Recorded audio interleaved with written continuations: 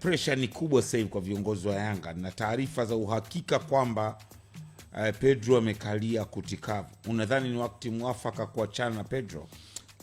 Lawama wangepewa Simba, sio Pedro, kwa sababu Simba ndio walioimarika. Halafu mchezo wa mpira wa miguu hauwezi kwenda hivyo kwamba timu bora siku zote huwa inashinda, na mchezo wa mpira wa miguu ni mchezo wa makosa. Ukifanya makosa unaadhibiwa. Kwa hiyo Young Africans wakimfukuza kocha, mimi sitoshangaa.